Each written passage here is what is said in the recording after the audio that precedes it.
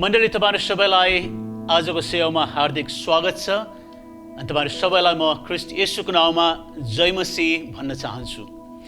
आज हामी पहिलो राजा 19 अध्यायबाट केही कुराहरू हेर्नेछौँ। आउनुहोस् हामी यसलाई पढौँ। यहाँ लेखिएको छ, अब एलियाले गरेका सबै काम र तिनले सबै अगमवक्ताहरूलाई तरबारले मारेको कुरो आहाबले इजबेललाई सुनाइदिए। यसकारण इजबेलले एलिया कहाँ यसो भनेर एउटा समाचार वाहक पठाइन्, जसरी तैँले उनको प्राण लिइस् त्यसरी नै भोलि यही बेलासम्म तेरो प्राण पनि मैले लिइन भने देवताहरूले मलाई त्यस्तै वा त्योभन्दा बढी व्यवहार गरून्। एलिया डराए र आफ्नो प्राण बचाउनलाई भागे। जब तिनी यहुदाको बेर्सेबामा पुगे तब तिनले आफ्नो चाकरलाई त्यहीँ छाडे र आफू चाहिँ मरुभूमिमा एक दिनको बाटो गए। तिनी अमृषको एउटा झाडीमा आइपुगे र त्यसमुनि बसेर आफ्नो मृत्युको निम्ति प्रार्थना गर्न लागे। तिनले भने, हे परम प्रभु, मेरो प्राण लिनुहोस्, मैले पुरै भोगिसकेँ, म त मेरा पिता पुर्खाहरूभन्दा असल छैन। तब तिनी त्यही झाडी मुनि ढल्के र भुसुक्कै निदाए। तब झट्टै एउटा स्वर्गदूतले तिनलाई छोएर भने, उठेर खाऊ। तिनले यताउता हेरे र आफ्नो टाउकुनेर ताता ताता भाङ्रामा पोलेको एउटा रोटी र पानीको एउटा सुराही देखे। ती खाएर तिनी फेरि ढल्के। परमप्रभुका स्वर्गदूत फेरि आएर दोस्रो पल्ट तिनलाई छोएर भने, उठेर खाऊ, किनकि यात्रा तिम्रो लागि साह्रै लामो छ। यसैले तिनी उठेर खानपान गरे। त्यही भोजनको बल पाएर तिनी 40 दिन र 40 रात यात्रा गरेर परमेश्वरको पर्वत होरेबमा पुगे। हामी यहाँ एउटा घटनालाई देख्दछौँ अनि परमेश्वरको दास एलियाको जीवनमा एउटा ठुलो सङ्कष्ट आएको हामी यहाँ थाहा गर्दछौँ। जब एलियाको जीवनमा त्यो ठुलो सङ्कष्ट आयो, जब समस्याको सामना उसले गर्नु पर्यो, एलियाले हामी पाउँदछौँ कि उसले आफ्नो नजर परमेश्वरबाट हटाएको छ। उसले परमेश्वरलाई उसको समस्यामा देख्न सकिरहेको छैन अनि यसले गर्दाखेरि उसमा एक प्रकारले डर पैदा भएको छ। फेरि परमेश्वरलाई हेर्नु भनेको के हो त? हामी कसरी परमेश्वरलाई हेर्न सक्छौँ? परमेश्वर अदृश्य हुनुहुन्छ, तर प्रियहरू उहाँको वचन चाहिँ दृश्य छ। हामी उहाँको वचनलाई चाहिँ हाम्रो अगाडि पाउँदछौँ, हामी हेर्न सक्दछौँ। जब हामी आफ्नो मन र विचारलाई परमेश्वरको वचनमा अडाउँछौँ, जब हाम्रो मनमा परमेश्वरको वचनलाई राख्छौँ अनि त्यो वचनमा हामी मनन गर्न लाग्दछौँ, वास्तवमै भन्यो भने चाहिँ हामीले परमेश्वरको मुहारलाई हेरिरहेका हुन्छौँ। हामी आफ्नो नजरलाई चाहिँ परमेश्वरतर्फ अडाइरहेका हामी हुँदछौँ। प्रियहरू, हामी वास्तवमा हाम्रो हृदयको आँखाले परमेश्वरलाई हेरिरहेका हुँदछौँ। जब हामी आफैलाई परमेश्वरको भलाइको सम्झना गराउँदछौँ, समस्याको बीचमा उहाँका प्रतिज्ञाहरूमा हामी विचार गर्दछौँ, उहाँले दिनुभएको आशिषहरूलाई हामी जब मनन गर्दछौँ, विचार गर्दछौँ, अनि यो समस्या छ, यो वास्तविक हो, तर यसको बीचमा पनि हामीले उहाँले गर्नुभएका कुराहरूको जब सम्झना गर्दछौँ, हाम्रो हृदयभित्र चाहिँ एक प्रकारले भन्यो भने विश्वास बढेर आउँदछ। प्रियहरू, अनि यसरी यो विश्वासको निर्माणको कारणले गर्दाखेरि हाम्रो अगाडि आएको समस्याहरू चाहिँ हाम्रो लागि कुनै पनि प्रकारले ठुलो जस्तो लाग्दैन, किनकि हामीले थाहा गर्छौँ समस्याभन्दा ठुलो चाहिँ हाम्रो परमेश्वर हुनुहुन्छ। प्रियहरू, परमेश्वरको महाशक्ति, उहाँको विश्वास योग्यतालाई जब हामी विचार गर्दछौँ, हामी वास्तवमा उहाँलाई हामी हाम्रो नजरले अर्थात् हाम्रो हृदयको आँखाले हेरिरहेका हुन्छौँ। हाम्रो आँखालाई चाहिँ उहाँमा हामी अडाइरहेका हुन्छौँ। जब हामी यसरी समस्याको बीचमा आफ्नो नजर परमेश्वरमा अडाउन बिर्सन्छौँ, तब के हुन्छ त? प्रियहरू, तपाईँ र मैले समस्याको बीचमा आफ्नो नजर परमेश्वरमा अडाउन बिर्स्यौँ भने, अर्थात् समस्याको बीचमा चाहिँ हामीले समस्यालाई हेरेर बस्न सिक्यौँ र हाम्रो नजर चाहिँ हाम्रो विचारलाई चाहिँ परमेश्वरको वचन परमेश्वरको प्रतिज्ञामा अडाउनुको सट्टामा समस्यालाई नै सोचेर बसिरह्यो भने चाहिँ के हुन्छ भन्दाखेरि हामीमा एक प्रकारले भन्यो भने निराशाको भावना उत्पन्न हुन्छ, डरको भावना उत्पन्न हुन्छ। अनि यसरी हामीलाई समस्याले गाँच्न लाग्दछ अनि हामी त्यो समस्याले थिचेको जस्तो, समस्या हाम्रो निम्ति एकदमै ठुलो भएको जस्तो हामी अनुभव गर्न लाग्दछौँ। एलियाको जीवनमा पनि यो प्रकारको कुरा हामी भएको पाउँदछौँ। किनकि उसले उसको समस्याको बिचमा, उसको अगाडि आएको चुनौतीको बिचमा, कष्टको बिचमा चाहिँ उसले आफ्नो नजर परमेश्वरमा अडाउनुको सट्टामा, परमेश्वरको भलाइको विचार गर्नुको सट्टामा चाहिँ उसले समस्यालाई मात्र हेरिरहेको छ। योभन्दा अगाडिको घटनालाई तपाईँले हेर्नुभयो भने कर्मेलको डाँडामा परमेश्वरले एलियालाई एउटा महान विजय दिनुभएको छ। जब एलियाले बालका 450 अगमवक्ताहरूलाई तल किसोन खोलामा लगेर सखाप पारेको छ। यो शक्तिशाली काम एलियाको जीवनद्वारा परमेश्वरले गर्नुभएको छ। उसले यो कुरा देखेको छ। जब उसले बालको अगमवक्ताहरूको सामना गर्ने समय आयो, जब इजरायलको सामना गर्ने समय आयो, यो इजरायल जो परमेश्वरको वचनदेखि टाढा गएको छ, परमेश्वरको व्यवस्थालाई उनीहरूले त्यागेको छ अनि परमेश्वरका कुरालाई उनीहरूले त्यागेर बालको पछाडि लागेको छ, असेराको पछाडि लागेको छ। यस्तो समाज जसले परमेश्वरका वेदीहरू भत्काइदिएका छन् अनि सम्पूर्ण परमेश्वरका कुरालाई नष्ट गरेर उनीहरू परमेश्वरदेखि धेरै टाढा पुगेको छ। अनि एलिया चाहिँ त्यो अगमवक्ता हो जो परमेश्वरको हातमा राखिएको एउटा औजार जस्तो, परमेश्वरको त्यो भोइस, त्यो आवाज हो एलिया चाहिँ। अनि यता इजरायल छ जसले परमेश्वरको आवाज सुन्न चाहँदैन। ती व्यक्तिहरूको सामना गर्दाखेरि, बालको अगमवक्ताहरूको, पुजारीहरूको सामना गर्नु पर्दाखेरि एलिया डराएन। किनकि तपाईँले त्यहाँ हेर्नुभयो भने एलियाले प्रार्थना गरेको छ कर्मेलको डाँडामा अनि यसरी भनेको छ, परम प्रभु तपाईँले आज्ञा गर्नुभएको अनुसार मैले यो गरिरहेको हुँ भन्ने कुरा यिनीहरूलाई प्रकट गर्नुहोस् अनि यिनीहरूलाई यो कुरा जान्न दिनुहोस् कि प्रभु तपाईँले नै यिनीहरूको हृदयलाई चाहिँ तपाईँतिर खिच्दै हुनुहुन्छ, तपाईँतिर तर्फ बोलाउँदै हुनुहुन्छ भन्ने कुरालाई तपाईँले देखाउनुहोस् भनेर उनले प्रार्थना गरेका थिए। परमेश्वरले एलियालाई जुन आज्ञा दिनुभएको थियो, एलियाले आफ्नो मनमा, विचारमा परमेश्वरको वचनलाई भरेको थियो अनि त्यो आज्ञाको, परमेश्वरको त्यो आवाजको बलमा चाहिँ, सामर्थ्यमा चाहिँ उसले बालको सामना गरेको थियो, उनका पुजारीहरूको सामना गरेका थिए। त्यस्तै गरिकन इजरायल जो परमेश्वर विरोधी बनेका थिए उनीहरूको सामना गर्न त्यो साहस प्राप्त गरेको थियो। प्रिय, जब हामी आफ्नो नजर परमेश्वरको वचनमा लगाउँदछौँ, सङ्कष्टको बिचमा, अप्ठ्याराहरूको बिचमा, चुनौतीहरूको बिचमा हामी परमेश्वरको वचनमा हामी जब पढ्दछौँ, घोरिन्दछौँ, परमेश्वरका प्रतिज्ञाहरूमा मनन गर्दछौँ, उहाँको वचनले चाहिँ हाम्रो हृदयलाई, हाम्रो विचारहरूलाई भर्दछौँ, प्रियहरू, हाम्रोमा साहस आउँदछ। किनकि त्यो विश्वासको निर्माण जुन हामी भित्र भएको हुन्छ त्यसले तपाईँ र म भित्र चाहिँ साहस पनि निर्माण गरिरहेको हुँदछ प्रियहरू। अनि यसले हाम्रो अगाडि आएको चुनौतीहरू, कठिनाइहरू, समस्याहरू, ती कुराहरूको सामना गर्न हामीलाई डर लाग्दैन। तर हामी यो कुरा जान्दछौँ परमेश्वर चाहिँ यी कुराहरूभन्दा पनि महान हुनुहुन्छ, परमेश्वर शक्तिशाली हुनुहुन्छ अनि उहाँले आफ्नो धार्मिकताको दाहिने बाहुलीले मलाई थाम्नुहुन्छ, मलाई पक्रनुहुन्छ अनि मलाई यी सबै कुराहरू निकाल्न सक्नुहुन्छ भन्ने कुराहरू हामी थाहा गर्न सक्दछौँ प्रियहरू। एलियाले चाहिँ यहाँ आफ्नो नजर परमेश्वरमा अडाएको छैन, यतिसम्म कि उसले विगतमा परमेश्वरले गर्नुभएको कुरालाई पनि बिर्सेको छ। एक दिन अगाडिको घटना परमेश्वरले विजय दिनुभयो, यो महान विजयको कारणले गर्दा सारा इजरायल परमेश्वरतर्फ फर्के। एउटा ठुलो आत्मिक जागृति आएको छ त्यहाँ, एउटा ठुलो त्यो ग्रेट अवेकनिङ भन्छ नि, मानिसहरू परमेश्वरतर्फ फर्केका छन्, एउटा ठुलो रिभाइभल भएको छ त्यहाँ। यो महान विजयको साक्षी ऊ बनेको छ अनि परमेश्वरको शक्तिशाली कामलाई उसले देखेको छ। उसकै प्रार्थनामा 3.5 वर्ष पछाडि इजरायलमा फेरि मुसलधारे पानी परेको छ। यो परमेश्वर जसले उसलाई जवाब दिनुहुन्छ, उसलाई उसका विरोधीहरूको सामना गर्दाखेरि उसलाई सहायता गर्नुहुन्छ, यो कुरा उसले अनुभव गरेको छ।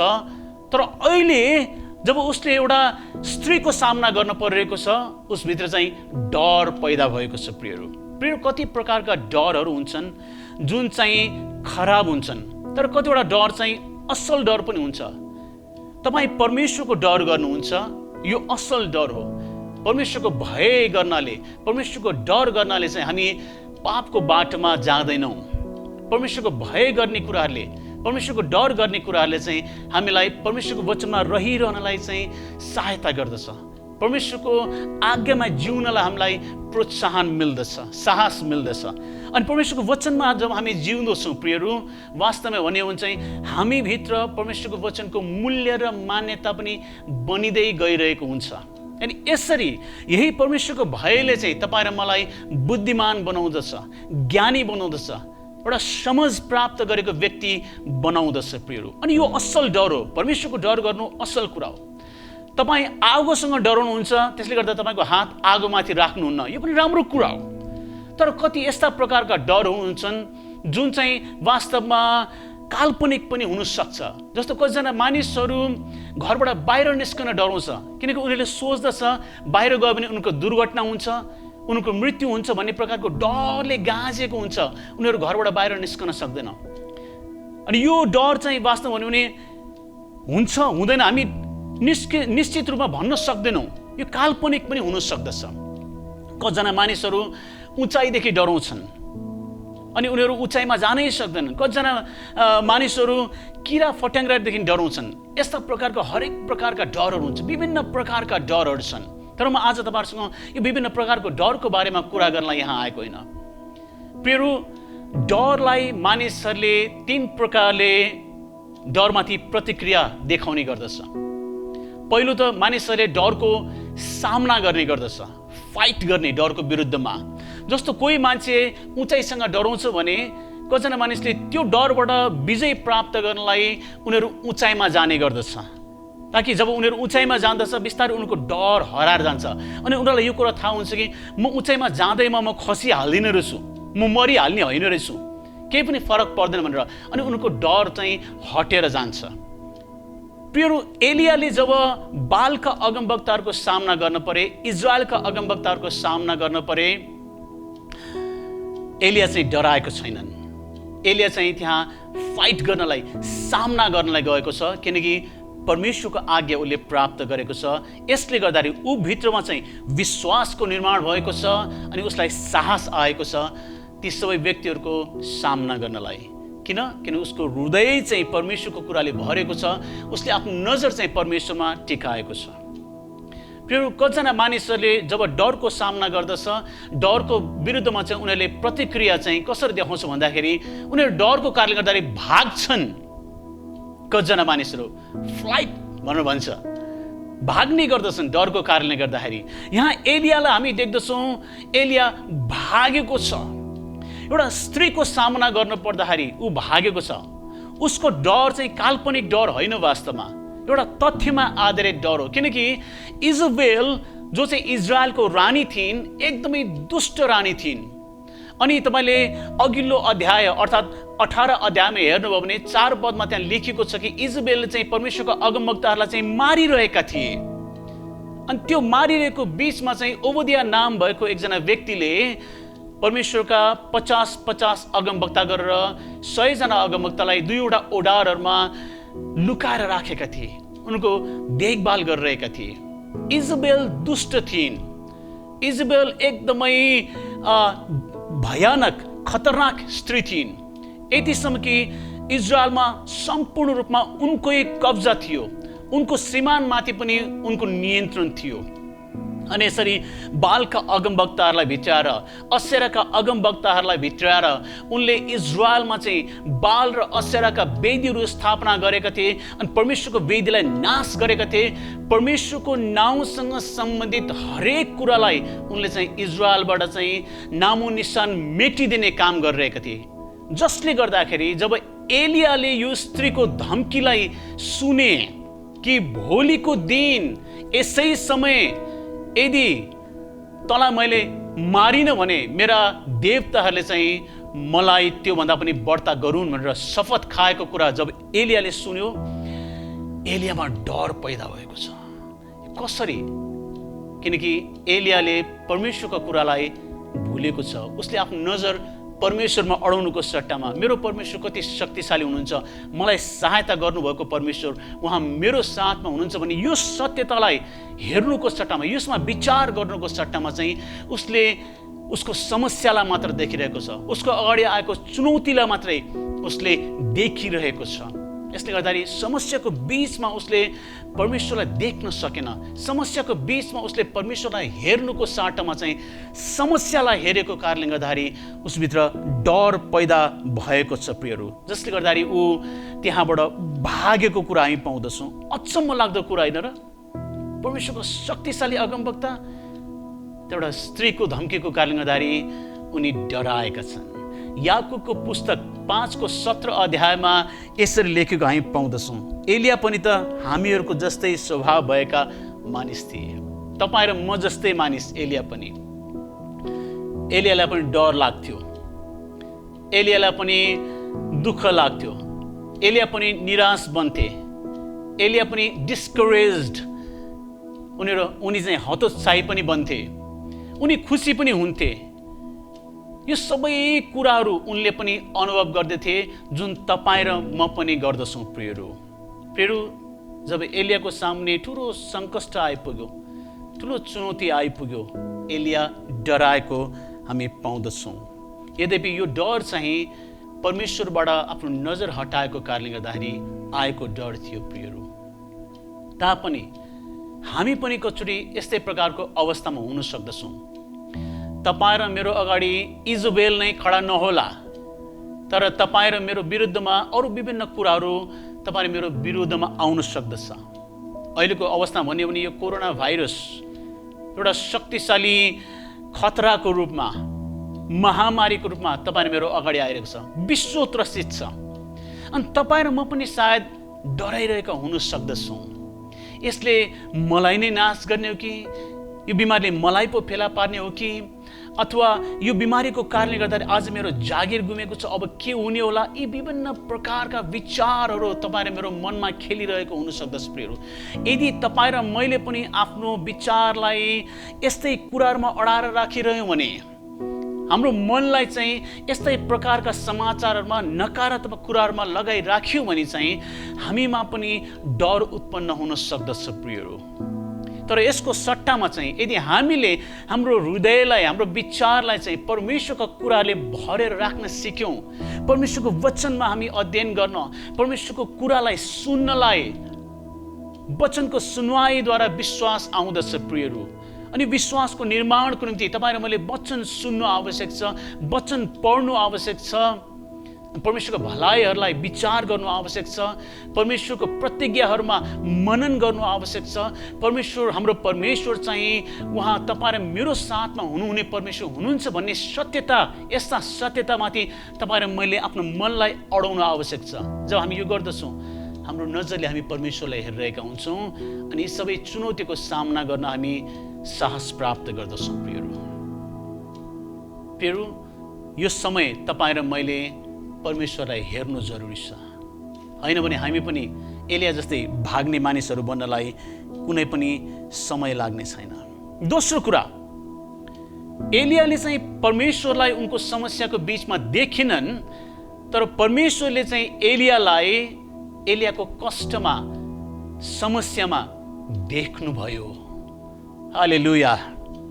पद 4 मा लेखेको छ, हे परम प्रभु मेरो प्राण लिनुहोस्, मैले पुरै भोगिसकेँ, म त मेरा पिता पुर्खाहरू भन्दा असल छैन।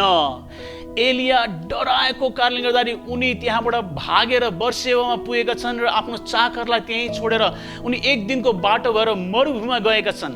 अनि अमृषको झाडी मुनि बसेर चाहिँ उनीले चाहिँ प्रार्थना गरिरहेका छन् परमेश्वरसँग कि परमेश्वर मेरो प्राण लिनुहोस्, मलाई मृत्यु दिनुहोस्, मलाई मार्नुहोस्, बरु म चाहिँ जिउन लायकको छैन, मैले पुरै भोगिसकेँ, अब मेरो प्राण लिनुहोस्, मलाई मृत्यु दिनुहोस् भनेर प्रार्थना गरिरहेको छ। कति अचम्मको कुरा है। त्यही मर्नुसँग डराएर चाहिँ उनी त्यहाँ भागेर आएको अनि परमेश्वरसँग प्रार्थना गर्दछ कि मलाई मार्नुहोस् भनेर। के एलियालाई थाहा छैन र परमेश्वर यस्तो प्रार्थना सुन्नुहुन्न भनेर? एलियालाई थाहा छ नि, तापनि एलियाले चाहिँ एकचोटि होइन हामी देख्दछौँ हामीले जस्तै परमेश्वरलाई चाहिँ दङ्ग्याउने काम गरिरहेको छ, म्यानिपुलेसन गर्ने काम, बिचरा बनेर देखाउने काम गरिरहेको छ। एउटा सानो बच्चाले आमा बाउलाई दङ्ग्याए जस्तो गरिकन धम्की देखाइरहेको छ त्यहाँ परमेश्वरलाई चाहिँ, मलाई मार्नुहोस्, अब मलाई जिउनु मलाई चाहना छैन, मैले सबै कुरा भोगिसकेँ, अब मलाई मृत्यु दिनुहोस् भनेर।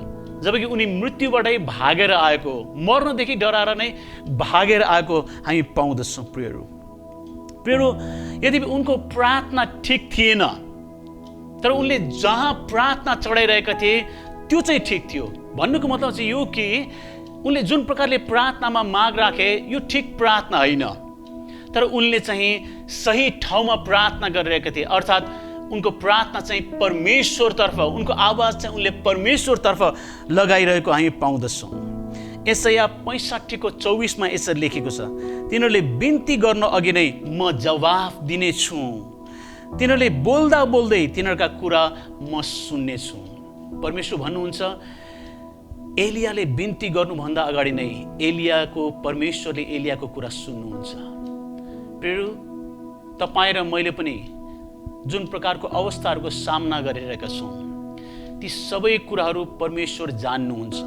तपाईँ र मेरो हृदयभित्र कुन चाहिँ कुरा भएर गइरहेको छ, हामी कुन अवस्थामा बसिरहेका छौँ यो पनि परमेश्वर जान्नुहुन्छ। प्रियहरू, अनि कतिचोटि हामीले प्रार्थना गर्नुभन्दा अगाडि पनि परमेश्वर जवाफ दिनलाई हाम्रो नजिकमा आउनुहुने परमेश्वर हुनुहुन्छ। अनि परमेश्वर भन्नुहुन्छ तिनीहरूले बोल्दा बोल्दै तिनीहरूका कुरा म सुन्नेछु। एलियाले गलत प्रार्थना गरे तापनि परमेश्वरले एलियाको कुरालाई सुन्नुभयो। प्रियहरू, पहिलो पत्रुस 3:12 लेखिएको छ, किनकि परमेश्वरको नजर धर्मात्माहरूमाथि रहन्छ र उहाँका कान तिनीहरूका प्रार्थनातिर खुला हुन्छन्, तर परमप्रभुको मुहार खराबी गर्नेहरूका विरुद्धमा हुन्छ। प्रियहरू, एलिया परमेश्वरको मानिस हो अनि परमेश्वरले आफ्नो मानिसमाथि आफ्नो नजर लगाइराख्नुहुन्छ।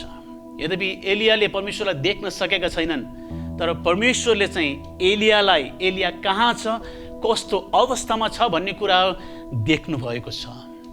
अनि उनले भन्नुभन्दा अगाडि नै परमेश्वरको नजर र कान चाहिँ एलियातर्फ पहिला नै परमेश्वरले लगाइसक्नु भएको हामी पाउँदछौँ। प्रियहरू, जब एलियाले गनगन गरे, जब एलियाले आफ्नो दुःख पोखे, परमेश्वरले ध्यानसित उनको कुरालाई सुन्नु भएको कुराहरू हामी पाउँदछौँ। प्रियहरू, तपाईँ र मलाई लाग्ला परमेश्वरले मलाई देख्नुहुन्न, यो कष्टको बिचमा के परमेश्वरले मलाई हेर्नुहुन्छ र, के परमेश्वरको नजर ममाथि छ र, के मेरो अवस्थालाई परमेश्वरले जान्नुहुन्छ र, म कुन बाटो भएर गइरहेको छु, कुन प्रकारको डरमा म जिरहेको छु, म कस्तो प्रकारको अवस्थामा छु, के परमेश्वरलाई थाहा छ यो कुराहरू?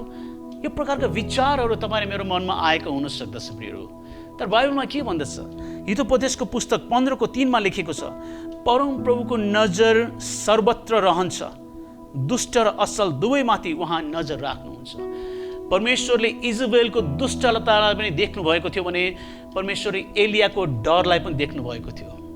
अनि एलिया कस्तो अवस्थामा छ भन्ने कुरा पनि परमेश्वरले देख्नुहुन्छ। प्रियहरू, तपाईँ र मलाई पनि परमेश्वरले हाम्रो हरेक अवस्थामा देख्नुहुन्छ, किनकि उहाँको नजर उहाँका मानिसहरूमाथि उहाँ सदैव राख्नुहुने परमेश्वर हुनुहुन्छ। प्रियहरू, त्यसैले गर्दा हामी ढाडस गरौँ, तपाईँका परमेश्वर, मेरो परमेश्वरले हरेक बखत हामीमाथि आफ्नो नजर राख्नुहुन्छ। हामी कतिचोटि परमेश्वरको सम्झना गर्न बिर्सन्छौँ, हामी कतिचोटि हाम्रो व्यस्ततामा, कष्टको अवस्थामा, सङ्कष्टको अवस्थामा परमेश्वरलाई सम्झना गर्दैनौँ, तर हामी चिन्तित बन्छौँ, किनकि हाम्रो नजर चाहिँ हामीले समस्याहरूमै अल्झाइरहेका हुन्छौँ, हाम्रो परिस्थितिहरूमै लगाएर बसिरहेका हुन्छौँ। तर त्यस्तै अवस्थाको बावजुद पनि परमेश्वरले हाम्रो अवस्थालाई जान्नुहुन्छ, हामी कुन चाहिँ बाटो भएर गइरहेका छौँ यो कुरा पनि जान्नुहुन्छ, अनि हामीलाई सहायता गर्नलाई, हाम्रो पुकारा सुन्नलाई उहाँको कान सदैव खुला राख्नुहुन्छ अनि उहाँको नजर हामीमाथि सदैव राखिरहनुहुन्छ। प्रियहरू, एलिया असफल भएको भए तापनि, एलिया डराएर भागेको भए तापनि प्रियहरू, एलियाले गनगन गरेको भए तापनि, एलियाले आफ्नो दुःख पोखाएको भए तापनि, गलत प्रकारले प्रार्थना गरेको भए तापनि परमेश्वरले चाहिँ एलियासँग कसरी व्यवहार गर्नुभयो त? प्रियहरू, परमेश्वरले एलियाको कुरालाई सुनिदिनु भयो। परमेश्वरले यो भन्नु भएन, ए एलिया, तँ यो के कुरा गर्दैछस्? तँ कसरी यसरी डर छेरो मानिस जस्तो गरिकन भाग्न सक्छस्? मैले तँलाई गरेको सहायता तैँले बिर्सिस्? यो प्रश्न गर्नु भएन। एलियालाई हप्काउनु पनि भएन।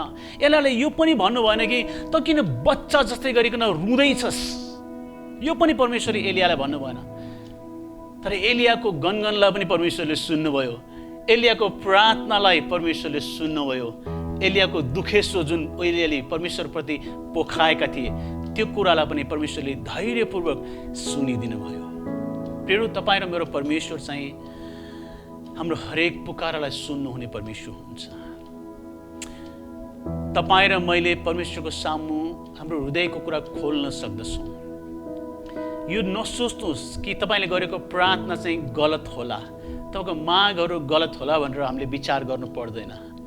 परमेश्वर धैर्यपूर्वक आफ्ना छोराछोरीहरूका दुःख सुन्नुहुने, पीडालाई सुन्नुहुने परमेश्वर हुन्छ। उहाँ भन्नुहुन्छ, सङ्कष्टमा मलाई पुकार, म तँलाई जवाफ दिनेछु। अनि उहाँ धैर्यपूर्वक हाम्रो कुरा सुन्नलाई उहाँ हाम्रो नजिकमा हुनुहुन्छ। तेस्रो कुरा, प्रियहरू, परमेश्वरले एलियाको आवश्यकतालाई पुरा गरिदिनु भयो। अमृषको झाडी मुनि एलिया जब प्रार्थना गरे, परमेश्वरलाई आफ्नो गुनासो पोखाए, त्यसपछि उनी निदाएको छ। प्रियहरू, अनि परमेश्वरले उनलाई आराम गर्न दिनुभएको छ, किनकि एलियालाई त्यो बेलामा सबैभन्दा धेरै आवश्यकता चाहिँ आरामकै थियो। प्रियहरू, एलिया लगातार रूपमा परमेश्वरको सेवामा खटिरहेको व्यक्ति थियो। लगातार रूपमा यो समय पनि उनी भागेर आएको व्यक्ति थियो। उनी थाकेका थिए, शरीरमा पनि, शरीरमा मात्र होइन, उनी मानसिक रूपमा पनि थाकेको व्यक्ति बनिसकेको थियो। इमोसनली पनि, भावनात्मक रूपमा पनि उनी थाकेका थिए।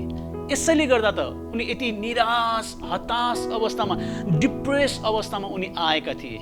यो डर त्यतिकै आएको होइन, उनको यो भावनात्मक इमोसनल टायर्डनेस, इमोसनल त्यो भावनात्मक थकानको कारणले गर्दाखेरि यो डर उनमा आएको थियो। किनकि उनको हृदयमा चाहिँ जुन उत्साह हुनुपर्ने हो त्यो उनमा थिएन। अब उनी थाकिसकेका थिए अनि परमेश्वरले यो कुरा जान्नुहुन्थ्यो। परमेश्वरले एलियालाई निदाउन दिनुभयो, उनको शारीरिक आवश्यकता पुरा होस् भनेर परमेश्वरले एलियालाई अमृषको झाडी मुनि सुत्न दिनुभयो। अनि परमेश्वरले त्यसपछि एलियाको निम्ति भोजनको बन्दोबस्त गरिदिनु भयो। प्रियहरू, परमेश्वरले उहाँका स्वर्गदूतलाई पठाइकन एलियाको निम्ति तातो भुङ्ग्रोमा पकाएको रोटी र चिसो सुराहीको पानीको बन्दोबस्त गरिदिनु भयो। अनि एलियाले भोजन गरेका छन्, बल प्राप्त गरेका छन्, अनि फेरि निदाएको छ। परमेश्वरले फेरि पनि सुत्न दिनुभएको छ एलियालाई। दोस्रो चोटि परमेश्वरका स्वर्गदूतले आएर एलियालाई स्पर्श गरेर उठाएको छ। अनि भोजन खाऊ भनेर परमेश्वरका स्वर्गदूतले उनलाई भनेको कुरा पाउँदछौँ। एलियाको जरुरत जान्नुहुने परमेश्वर हाम्रो परमेश्वर हुन्छ। तपाईँ र मेरो जरुरत जान्नुहुने उहाँ हाम्रो परमेश्वर हुन्छ। तपाईलाई यस समय कुन कुराको आवश्यकता छ भन्ने कुरा परमेश्वर जान्नुहुन्छ। प्रियहरू, कचोटि हामी हाम्रो शरीरको आवश्यकताको निम्ति हामी धेरै चिन्तित बन्दछौँ। यो समयमा मलाई थाहा छ तपाईँहरूमध्ये धेरैजना सायद चिन्तित हुनुहुन्छ होला। कतिजनाले आफ्नो जागिर गुमाउनु भएको छ यो महामारीको कारणले गर्दाखेरि। अब आउँदो दिनमा नानीहरूलाई कसरी पढाउने, घरको भोजन कसरी जुटाउने भनेर विचार गरिराख्नु भएको होला। तर म तपाईँलाई एउटा कुरा भन्न चाहन्छु प्रियहरू, तपाईँ परमेश्वरका मानिस हुनुहुन्छ। तपाईँको बुवा पिता चाहिँ जो स्वर्गमा हुनुहुन्छ उहाँ निष्ठुर हुनुहुन्न। उहाँ तपाईँको प्रतिदिनको भोजन जुटाउन जान्नुहुने परमेश्वर हुनुहुन्छ। एलियाको परमेश्वर जसले एलियालाई भोजन जुटाउनु भयो, पिउनलाई पानी दिनुभयो, शरीरको निम्ति विश्राम दिनलाई उहाँले एलियालाई त्यहाँ आराम दिनुभयो। त्यो परमेश्वरको सेवा हामी गर्दछौँ। अनि उहाँले भन्नुहुन्छ, तिमीलाई कुन चाहिँ कुराको खाँचो छ म जान्दछु अनि म त्यो पुरा गर्नेछु। तर तिमीहरूले गर्नुपर्ने कुरा चाहिँ पहिला परमेश्वरको राज्य र धार्मिकताको खोजी गर। उहाँ चराहरूको निम्ति जुटाउनुहुन्छ, मैदानका लिली फुलको उहाँ वास्ता राख्नुहुन्छ। अनि उहाँ भन्नुहुन्छ, तिमीहरू त बहुमूल्यका छौ, तिमीहरू त मेरा छोरा छोरी हो, कि तिमीहरूको आवश्यकता म जान्दिनँ र अनि के त्यो म पुरा गर्न सक्दिनँ र? परमेश्वर तपाईँ मेरो आवश्यकता पुरा गर्न जान्नुहुने परमेश्वर हुन्छ। तपाईँलाई शारीरिक विश्रामको आवश्यकता छ भने त्यो पनि परमेश्वर दिन जान्नुहुने परमेश्वर हुनुहुन्छ। उहाँले भन्नुहुन्छ, मेरो नजिकमा आऊ, म तिमीलाई विश्राम दिनेछु। तिमी थाकेका छौ, म कहाँ आऊ, म तिमीलाई विश्राम दिनेछु। उहाँ भन्नुहुन्छ, तिमी हृदयमा थाकेका छौ भने, बोझाले दबिएका छौ भने, भावनात्मक रूपमा थाकेका छौ भने पनि म तिमीलाई सम्हाल्न सक्ने परमेश्वर हुँ। साँच्चै प्रियहरू, हाम्रो परमेश्वर चाहिँ हाम्रो हरेक जरुरतलाई जान्नुहुन्छ र हामीलाई सहायता गर्न सक्नुहुन्छ। प्रियहरू, परमेश्वरको वचनमा हामी यो कुरालाई पाउँदछौँ। चौथो कुरो, परमेश्वरको महान योजनामा एलियाले पुरा गर्नुपर्ने काम अझै बाँकी छ। एलियाको भूमिका बाँकी नै छ, एलियाको काम सकिएको छैन। पद 7 मा हामी देख्दछौँ, परमप्रभुका स्वर्गदूत फेरि आएर दोस्रो पल्ट तिनलाई छोएर भने, उठेर खाऊ। किन? किनकि यात्रा तिम्रो लागि साह्रै लामो छ। एलिया त्यहीँ बस्ने अनि त्यहीँ नै एलियाको जीवनको अन्त्य हुने, सबै काम त्यहीँ नै सिद्धिनेवाला थिएन। तर एलियाको निम्ति परमेश्वरले तोकिदिनु भएको काम अझै बाँकी छ। एलियाले परमेश्वरको योजनामा पुरा गर्न पर्ने जिम्मेवारी बाँकी छ। अनि परमेश्वर भन्नुहुन्छ, यो भोजन खाऊ तिमीले, किनकि यात्रा अझै बाँकी छ, तिम्रो लागि यात्रा साह्रै लामो छ। वास्तवमा भन्यो भने चाहिँ एलिया, तिमी भन्दा तिम्रो यात्रा चाहिँ धेरै ठुलो छ। यसको मतलब चाहिँ यो हो कि एलिया, तिमी आफ्नै बल र शक्तिमा यो यात्रा पुरा गर्न सक्दैनौ। एलिया, तिमी आफ्नै सामर्थ्यमा चाहिँ यो अगाडिको जुन जिम्मेवारी छ त्यो आफ्नै सामर्थ्यमा, आफ्नै बुद्धिमा, ज्ञानमा तिमी पुरा गर्न सक्दैनौ। तिमीलाई मेरो आवश्यकता छ, मेरो प्रोभिजनको आवश्यकता छ, अनि म यो कुरा पुरा गर्छु। अहिलेलाई चाहिँ यो भोजन खाऊ। प्रियहरू, तपाईँ र मेरो जीवनमा पनि परमेश्वरको ठुलो योजना छ। त्यो योजना तपाईँ र मेरो जीवनमा आएर पुरा हुँदैन। तपाईँ र मलाई चाहिँ परमेश्वरले उहाँको एउटा बृहत योजनामा, महान योजनामा एउटा महत्त्वपूर्ण भाग बनाइकन, त्यो योजनाको एउटा भाग बनाइकन राख्नु भएको छ। प्रियहरू, एलियाले चाहिँ सोचेको थियो सबै कुरा उसमा आएर अन्त्य हुन्छ, संसारै उसको वरिपरि घुमिरहेको छ जस्तो प्रकारले उसले विचार गरेको थियो। तर वास्तवमा यो थिएन। एलियाको जीवन त परमेश्वरको महान योजना पुरा गर्नको निम्ति उसको जीवनमा भएको योजना त एउटा सानो भाग मात्र थियो। उसले पुरा गर्नुपर्ने अझै पनि कामहरू बाँकी नै छ। अनि यो कुरा परमेश्वरले देखाउँदै हुनुहुन्छ। एलियाको निम्ति बाँकी छ काम, एलियाको निम्ति अझै पुरा गर्ने जिम्मेवारीहरू बाँकी नै छ। एलिया त्यहीँ रोकिन हुँदैन थियो। परमेश्वरले उनलाई एउटा महत्त्वपूर्ण कामको निम्ति अब प्रयोग गर्न लाग्नु भएको थियो। यशाया 14:24 मा यसरी लेखेको छ, सर्वशक्तिमान परमप्रभुले यसो भनेर शपथ खानु भएको छ, जो योजना मैले बनाएको छु त्यो निश्चय नै पुरा हुनेछ, जो अभिप्राय मैले गरेको छु त्यो स्थिर रहनेछ। यद्यपि यो पद एउटा भिन्न सन्दर्भमा भनेको भए तापनि तपाईँले मैले जान्नुपर्ने कुरा चाहिँ के भन्दाखेरि, परमेश्वरले बनाउनु भएको योजना परमेश्वरले अवश्य पनि पुरा गर्नुहुन्छ। अनि उहाँको त्यो महान योजनामा तपाईँ र मलाई पनि उहाँले सहभागी बनाउनु भएको छ। तपाईँ र मेरो जीवनमा जुन योजना छ त्यो नै सबै कुरा होइन, त्यो महत्त्वपूर्ण छ, तर त्यो नै सबै कुरा होइन प्रियहरू।